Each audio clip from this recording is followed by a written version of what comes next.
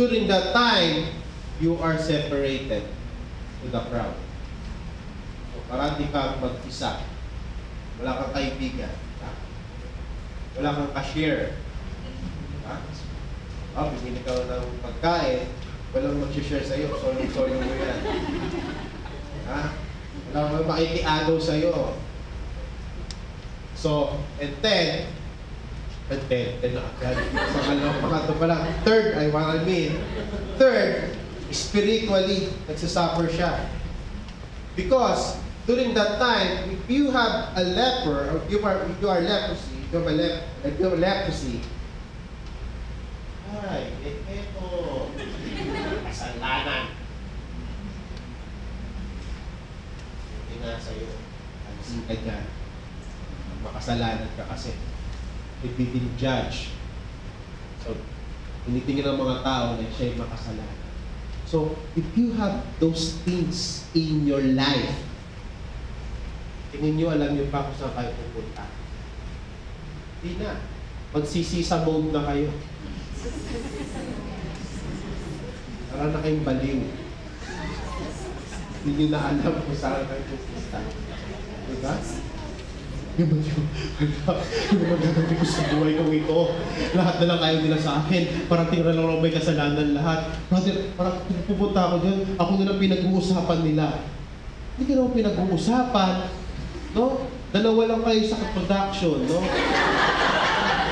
Tapos sabihin, sa production brand, parati lang pinag-uusapan nila. Ha? Iba na yung magiging takbo ng isip ko. But this leper, alam niya si Jesus Christ lang ang tanging solusyon. Sabi niya, magagalingin ako ng Panginoon. Pero in Jesus' term. Bakit in Jesus' term, mga kapatid? Diba sabi niya sa una, Lord, if you are willing, you can make me clean. Nandun yung di ba? Yun yung confidence, di ba? Lord, kung gusto mo, kaya mong gawin. Ayan. Pero ang pinaka-tricky part dito, kasi pagka ganyan lang, sarap, brother, isama na ako dyan sa inyo. Anong oras ba ito sa inyo? Every 9:30 sa time, sige, attend na ako. Kasi willing pala si Lord. Ang dami kong gusto ngayon ma-attain sa buhay. Kaya pagka unang buwan, sigasig pa yan, habang tumatagal na, parang tagal yung sinasabi ni brother. Parang di naman yata willing sila. Parang di ako kilala dito. Kasi alam ng leper na ito kung ano ang kailangan unang gawin. Ano yung unang kailangan gawin? But it is in Jesus' term. Balikan natin yung unang sentence nung sinabi niya lang sa verse 2. Why it is in Jesus' terms? Matthew 8, chapter 8, verse 2. And behold, a leper came and worshipped Him. Before Jesus will be willing to help you, you must came to the Lord and worship the Lord. When you for first time came to the Lord, when you hear His word, tinalikuran mo yung kasalanan mo, and decided to follow Jesus Christ. Hindi ka nag-decide na i-follow yung grupo na sinasamahan ng mga nag-imbita sa iyo. Personally, you hear that the Lord is telling something to you through His Word na gusto ng pagbabago ng Panginoon sa iyong buhay. And then you came to Him and then you worship Him. Andrei, ibig sabihin, present ako every Sunday worship so that I could worship Him. I already came and worshiped Him. Ganun po ba yung mga kapatid? Came, before you ka lumapit sa Panginoon, there should be a change in your life. Hindi po bigla ang pag-change ang ibig ko sabihin. Unang-una is the change on how you see yourself. Maybe you're seeing yourself that you're too good. Maybe you see yourself that you are already been doing everything almost perfect, but taking all the credit with you. And you can never came to the Lord. Because why are you going to go to the Lord if you're thinking that you're already okay? how the Lord can help you if you're thinking that you're very good. So the leper, lumapit siya sa ating Panginoon. Same with us. Tayo ketongin dati, mga kapatid. Diba? Kasi ninyo, dati umiiwan sa inyo dati. Diba? Dalawang bagay lang yan. Kung di ka chismosa, mangungutang ka. Kaya parang pagpalapit ka, parang mahahawa yung kausap mo. Gusto na agad na tapusin yung pag-usap. Sige, ano gagawin kasi ako eh. Naman na lang tayo mag-usap, ha? Diba? Tapos makita mo, limipan lang sa kabilang kanto na pagkwentuhan lang dito. So, lumapit tayo sa Panginoon with our heart that is desired, na gusto mong magbago. And then the worship will be. Because once your heart is changed, the worship would be your lifestyle. On how you honor God in every second of your life.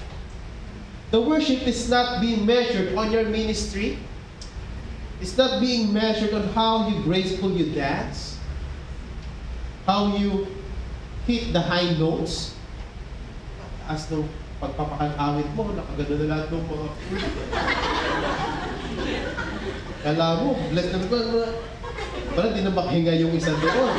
Pinipilit abutin yung nota na, di ba? Or how knowledgeable you preach. That will not determine your worship.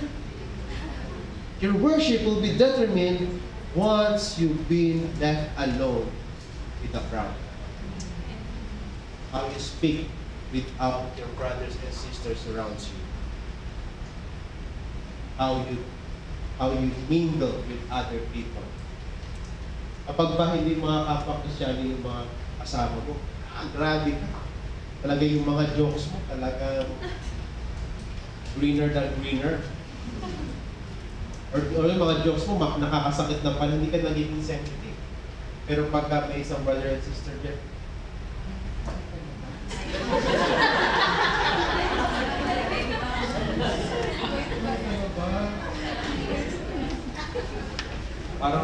para sa kwarto namin na ako'y natatawa din sa isa namin kakwarto na kasi hindi umana ng palataya. No? Yeah.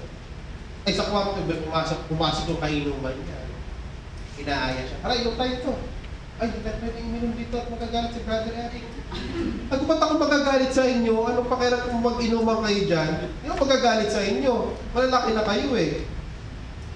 So, what I try to say mga kapatid is that baka pagka yung action natin nakadepende kung sino ang surrounding natin. So, dapat ang mangyari, when you would like to worship God, ay mag-isa ka.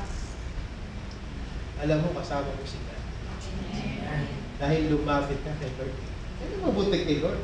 Pag lumapit ka kay Lord, nakadikit na sa'yo si Lord. Para mo na yung anino, kapatid. Hindi na pwedeng umano. Pag lumapit ka kay Lord, parang ano na yan, para ka nang nagpakasal. Totoong kasal. Hindi makasal ka sa ngayon, hindi naman na ipasa sa munisipyo. hindi pa pala valid. Brother, hindi naman napasa sa munisipyo. Okay lang. Ganun po kasi dati nung araw, no? Seremonya muna, pirmahan, saka ipapasa sa munisipyo. Pag nakalimutan, or sadyang kalimutan, pag may palak, saka lang malalaman after a year, hindi pala nakarehistro. Kaya ngayon, pag bigay ngayon sa kasal, di ba sis, no? Meron ng number, no? So, pag yung kasal ngayon, medyo totoo na, mga kapatid. Pero ang totoong kasal natin kay Lord, pag lumapit ka kay Lord, si Lord, hindi na inaalis. Eh, huwag ka nang baka naman di ako nakita ni sister. Oo, hindi ka nang nakita. Si Lord, kitang-kita ka. Diba? So that's why this leper had that confidence, because he specifically knew how Jesus would say yes. Then kayo muna lumapit sa Kanya at kayo nag-worship. Yun eh. Ang pag-worship mo ba sa Panginoon, paano mo ito siya sa pamuhay? Maraming worshipan lang. Christian ako, Brad. Kasama mo ako nung Sunday. Oo, nakasama kita. Yung Monday to Sunday, Monday to Saturday, sino kasama mo? Monday to Saturday, anong ginagawa? Monday to Saturday, anong mga kalokohan pinagagawa? Nagtayo ka pa ng union, nagsunog ka ng effigy doon sa dormitory, di ba? So what I'm trying to say, mga kapatid, the Lord is willing to provide all our needs, but it requires change life. It requires a holy life. Because ano man gagawin ng Panginoon sa iyo, kapatid, kung hindi na bago ng Panginoon ang iyong buhay, you will never take the credit for God. Bakit? Ito yung pinakadahilan kung bakit nilinis ng Panginoon yung leper. Sabi niya, we need to came and worship Jesus first. That is the time that He will be willing to provide our needs. What happened right after na malinis yung leper? Diba? Ano sinabi ng Panginoon? Punta ka sa priest para gawin mo yung mga inutos ni Moses. As what? As a testimony for them. Ibig sabihin, kapatid, kaya ka nilinis ng Panginoon. Hindi kayo marami. Because God wants you to testify sa iyong buhay. Gusto ng Panginoon na sa buhay mo, may salarawan mo ang Panginoon. Ang Panginoon ay nagbabago. Ang Panginoon ay nagpo-provide. Ang Panginoon ay hanggang gamitin ka para maka-influensya sa buhay ng iba. Parang natin sinasabi, yes, it is not hindi tama na gawing batayan ang buhay mo para sa pamumuhay ng tama. So parang, huy, maging mabait ka naman kasi tignan mo, bait-bait niya si sister, oh. Tapos kung magsalita ka, ganyan. Or ikaw yung gawing pamantayan ng mga tao sa liputan dahil ikaw alam nilang Kristiyano. Hindi yun talagang nasa Bible, but ibig sabihin, ito isa sa paraan para makapakita na ikaw ay ginamit ng ating Panginoon. Kasi yung connotation ngayon ng mundo, mga kapatid, is that when it turns to kabutihan, they're thinking that Christian should be living na mabuting buhay. Right? Kaya kapag isang pagkakamali mo lamang, sabi ko na nga ba eh. Kapag sinabi mo, parehas na tayo. Yung kasi dati siniran mo, di ba? Siniran mo, no? Diba? Bago kayo magkakilala, siniran mo ngayon. Tapos, ganito yung mga normally na marinig natin, parehas lang naman tayo ng paniniwala. Basta wala tayong ginagawa masama. So yan yung paniniwala nila, parehas lang kayo. So tapos, nakabantay na kayo niya sa'yo. Titignan talaga kung parehas talaga kayo. Kaya isang pagkakamali mo lamang na gawin, yung lahat ng sinabi mo nung una, wash out. That is why Jesus Christ told to the man with leprosy, go to the priest as a testimony to them that you will be healed, that you are healed because of me. Same thing with us, that we are healed, we are set free because of our Lord Jesus Christ. Amen? Amen. God is willing to provide our needs if we come and worship Him. Maliliwanag mga kapatid, ha? God is willing. Amen? Amen. So kapag willing sa Panginoon, malilesen yung ating pag-aalala. Tama po ba? Kasi alam mo, is the first hand na ipoprovide ng Panginoon yung pangangailangan mo. And di ba na pag-aral na rin natin dati, sabi niya, ang pagsagot daw ng Panginoon is, most of the time is wait. Right? Then yes, and then no. So wait, if it's not the perfect time. Diba? Halimbawa, hiling ka ng hiling kay Lord. Nabigyan ka ng maraming salapi. Lord, Tamahin mo ako sa loto. Magta-times naman ako. May bargaining na. So it is not God's will, it's your will. Right? Ito yung kagustuhan mo eh. The-times naman ako niya, diba? Sabi mo sa salita, i-honor ka sa akin. Bigyan mo malaki, magiging times 10% ng 1 million, magkano yung Lord. So you are not bargaining with the Lord, Sabi, we must know yung kung paano mag-provide ang ating Panginoon. Amen? He is willing. Grab that man. And then, yes, ang sagot ng Panginoon, it is under His will. If your prayer, if your needs is nalilinya sa kagustuhan ng Panginoon. At no, kapag malayo sa kagustuhan ng Panginoon, huwag mo nang pagpilitan, ano ba kaya ni Lord siya, Brother Eric? Una kong tanong Kristiano pa, kapatid. Ano kasi? Alam ko na pag hindi, ang haba ng sagot. Parang nag-ganun na siya, parang pag sumagot siya ng gano'n, ang sagot niya sa akin, parang natapos niya ng i-share sa kanya yung buong 4G. Kasi ganito naman yun. So, hindi pa sis. Hindi pa, brother. Pero if it is not God's will, then probably it will be no. Pero brother Eric, paano magiging yes pag right away yes? Pagka gusto ng Panginoon, it is yes. Paano ko ba nalalaman sa kagustuhan ng Panginoon? Ano kaya yun? Na-imagine nyo na yun? Every time na manalangin kayo, it is yes because it's kagustuhan ng Panginoon? Ano ang key, mga kapatid? It's a change of life. Because every day that you've been changed by God, you are transformed into the image of God.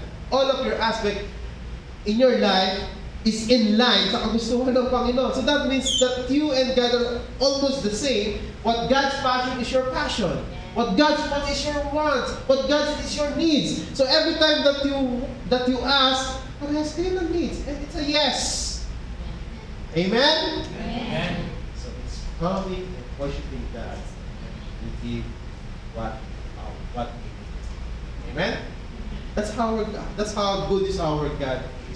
He is a provider that is willing.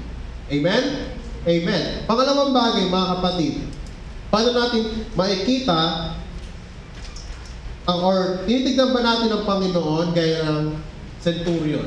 Yung centurion, kilala niyo yung centurion? Minsan meron yan sa net, 350 ang isa.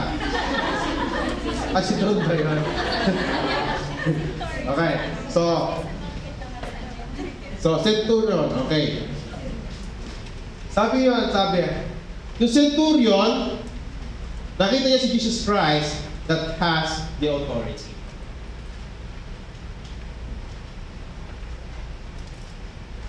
Sabi niya to, the centurion recognized the authority of Jesus Christ that by just only Jesus' words, his servant will be healed. Grabe itong centurion na ito. Diba? Nung lumapit sa kay Jesus Christ, no? Sabi niya kay Jesus Christ, Lord, yung servant mo may sakit. Anong tanong ni Jesus Christ? Gusto mo ba puntahan ko siya at i-lay hands? Ako naamis ako sa mga salita ng ating Panginoon kapag may gusto siyang ipa-emphasize. Kasi, yung ibang lalapit sa kanya, di ba? Yung nalala niyo, may himiko sa kanya, physically touch is, di ba? Sino umawak sa akin? Naramdaman niya yung kapangyarihan, di ba? So may katuruan siyang may iba siyang katuruan na gusto niya pagturo. And then this one, sinabi niya, no? Parang, pag may sakit, gusto natin, pag-pray mo naman, gusto mo, idadalhin mo pa talaga, di ba? Jesus Christ, sabi niya, gusto mo ba, i-hands ko pa siya? Pero grabe yung centurion, no? Sabi ng centurion, Lord, I'm not worthy na tanggapin ka sa pamamahay ko. Kaya, sabitin mo lamang yung salita. Siya'y gagaling. The centurion recognized the authority of Jesus Christ sa pamamagitan ng kanyang salita. That by the authority of Jesus Christ, mapapagaling niya yung kanyang servant kahit na hindi pumunta ni Jesus Christ. So the real question to me is, bakit centurion yung ginamit ng ating Panginoon sa pagtuturo ng ganitong bagay about the authority ng mga kapatid? So, bakit nga ba? Let's study kung ano ba yung centurion. Sabi ng centurion, ang centurion daw is a Roman officer in command of 100 man. So, mataas siya. Mataas ang rango niya sa Roman Empire. And if you remember, during this time, the Jewish people is under the Roman Empire, right? And Caesar. So, he is always obeyed by his soldiers and servants. So, alam niya every aspect about being boss, by being an amo, by being a centurion. Diba? Sabi niya, kapag sinabi ko po siya doon, pupunta siya doon. No question ask siya, mga kapatid. Pag sinabi ikaw, punta ka doon. Doon ka na kahit na mainit doon. Kahit na kakagruta mo pa lang. No choice ka, doon ka. Diba?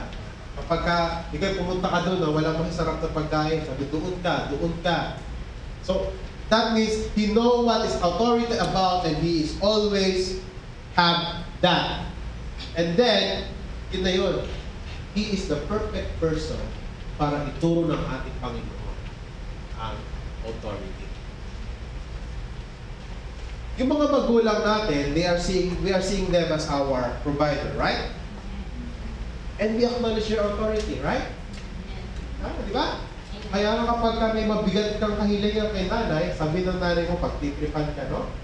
Okay, isang linggo ka maglinis ng bahay, ikaw ang magluto. Ikaw naman. Sige po.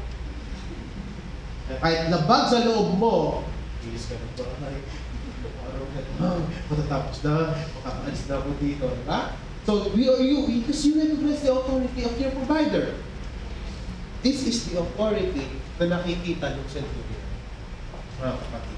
So, the centurion recognized the authority of Jesus Christ. So, he is the perfect person na magtuturo sa atin ng authority. So, bakit kaya mga kapatid, no? Sabi nyo, centurion, a Roman officer in command of 100 son. And he came to Jesus asking to provide healing to his servant. And he pleaded Jesus with confidence that only by speaking a word, his servant will be healed. So, it is what? Kaya ganito yung grabe yung pagkakilala ng pag-recognize ng centurion sa authority of Jesus Christ because sa isa pang katangian ng centurion. And it is what? It starts with the letter H. Humbleness. Being a great leader, he knows how to humble himself to the one that has authority over him. And hindi lang over him niya nakikita si Jesus Christ. Authority above everything.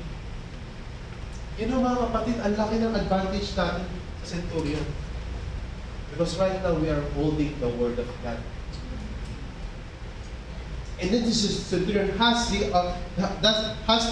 humbleness to recognize that authority. Bakit ko nasabi ng mga kapatid? Ang dami niya na iniintindi sa kanyang buhay, right? Being a higher officer ng Roman. And then, he chose to take care of his servant. That's a big wow! It's a big wow! Sa atin, maging presidente lamang ng TODA eh. Maglakad na. Kasi, magrala ko na naman presidente kasi po naging presidential son po ako. Tatay ko kasi naging presidente ng TODA. Kapag lakad ko dun sa area namin, parati ako libre sa mga tricycle. Para may authority ako sa kanila. But this one, the Roman highest rank, one of the highest rank Roman, humbled himself to take care doon sa kanyang alaga. So it really pinpoint